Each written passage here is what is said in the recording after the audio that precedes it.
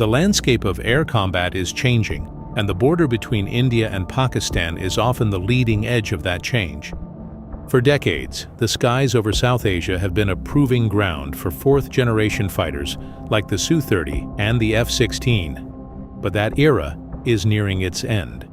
A new competition is quietly taking shape, one centered on the most expensive and complex weapons ever devised by man, fifth-generation stealth fighters.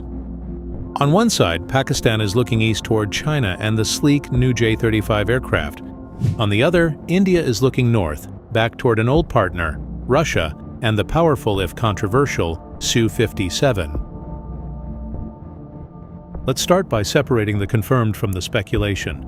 Regarding the acquisition of these jets, the phrase imminent applies more to one side than the other. For Pakistan and the J-35, the news is relatively clear. The South China Morning Post recently reported that China's state broadcaster, CCTV, gave us the first significant glimpse of the export variant of the J-35A. This wasn't a fan-made render. This was the official J-35AE model bearing the AVIC logo, presented as a complete product ready for export. Reports from sources like Militarny confirm that Pakistan has announced significant diplomatic milestones, which included the offer of 40 J-35 fifth-generation aircraft from China. This is not just a rumor of a test flight. This is a political announcement of a procurement deal. The consensus is that the Pakistan Air Force expects the first units of what they call the J-35E to begin arriving in the mid-2026 to 2027 timeframe. Now shifting west to India and the Su-57. The situation here is more strategic and complex. It is very likely that India is going to acquire the Su-57, but not in the same way they bought the Rafale. Russia has made a new offer to India, and this time Moscow is playing the long game. This is a revival of the old FGFA concept, but with a massive upgrade. Russia is not just offering a plane, they are offering a twin-seat drone commander system specifically built for manned-unmanned teaming. Unlike the single-seat US fighters, this Su-57 concept puts a second pilot in the back to control up to 4 to 8 loyal wingman drones. For India, which has a massive technological gap to fill against China, this is a tempting offer. However, while Pakistan is looking at delivery timetables of months or a couple of years, India is looking at a longer prototyping and negotiation phase. Who will operate a fifth-gen fighter first? The data suggests Pakistan acquires faster. The speed difference is stark. Why is Pakistan moving so quickly? First, the J-35 is a mature project. It is China's second stealth fighter, benefiting from the lessons of the heavier J-20. When China offers the J-35 to Pakistan, they aren't just sending the plane, they are providing a complete kill chain integration package. Reports indicate that along with the 40 J-35s, China is offering the KJ-500 airborne early warning aircraft, which is specifically designed to network with stealth platforms, as well as long-range PL-17 air-to-air missiles. The infrastructure and training are already in motion, with reports of Pakistani crews undergoing flight training in China. India, on the other hand, has a history of slow, meticulous procurement. The Indian Air Force has a made-in-India preference. Russia has reportedly offered local manufacturing rights for as many as 100 aircraft at the Hal Nashik facility. While this is excellent for India's self-reliance doctrine, it is not fast. Building a factory, training engineers, and then producing stealth fighters takes years. Furthermore, India's primary focus remains the indigenous Advanced Medium Combat Aircraft, or AMCA, which is not expected to be operational until the mid-2030s.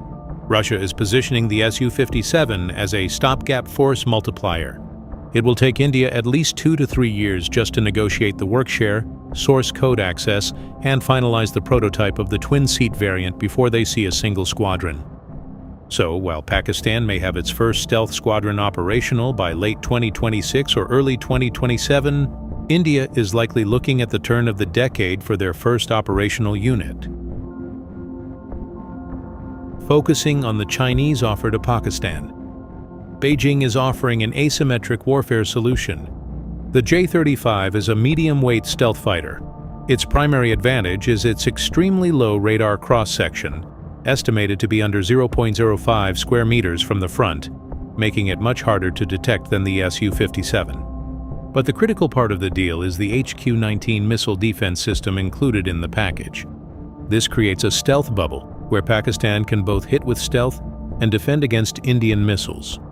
Furthermore, China is reportedly offering deep industrial cooperation beyond just assembly, helping Pakistan integrate indigenous loitering munitions like the Yalgar 200 with the J-35 for manned-unmanned teaming.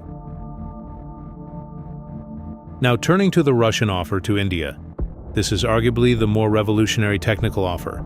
Did Russia offer a twin-seat Su-57? Yes. And they did it specifically to integrate loyal wingman drones like the S-70 Okhotnik B. This is a game-changer in terms of doctrine. A single twin-seat Su-57 would not just be a fighter, it would be a mini AWACS and a drone mothership. The rear pilot manages the drones, which fly into the highest risk zones, allowing the manned aircraft to stay at standoff ranges.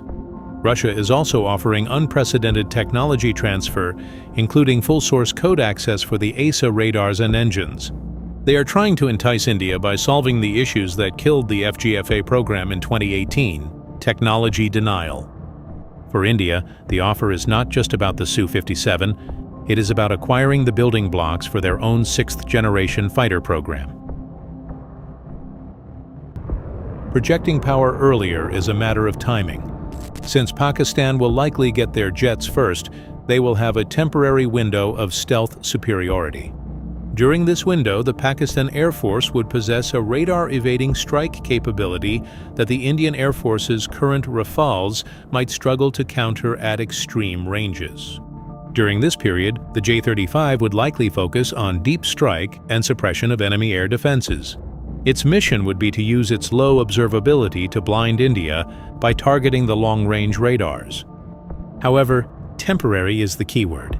The good advantage shifts once India fields the Su-57. Why? Because the Su-57 and the J-35 are built for different philosophies. In a direct analysis, the J-35 is the better stealth platform, but the Su-57 is the better kinetic platform. The Russian jet is a heavy fighter. It has thrust vectoring, allowing for insane maneuverability at slow speeds that the J-35 simply cannot match. It can carry the R-37M missile, which has an estimated range of up to 400 kilometers, drastically outranging the PL-15 on the J-35. Furthermore, while the Su-57 has a higher radar signature, it compensates with a massive electronic warfare suite and side-facing radars. If the J-35 shoots and misses, it has to run, because once the Su-57 closes the distance into a dogfight, the advantage is entirely with the Russian jet. So, who has the advantage? In the long term, the edge goes to the country with the better integration of these systems into their network. India has traditionally struggled to get their French, Russian, and Indian aircraft to talk to each other. If India cannot solve this integration puzzle, the Su-57 will be an island of stealth in a sea of legacy islands, making it easier to isolate tactically. Until now, that's all for today, and thanks for watching.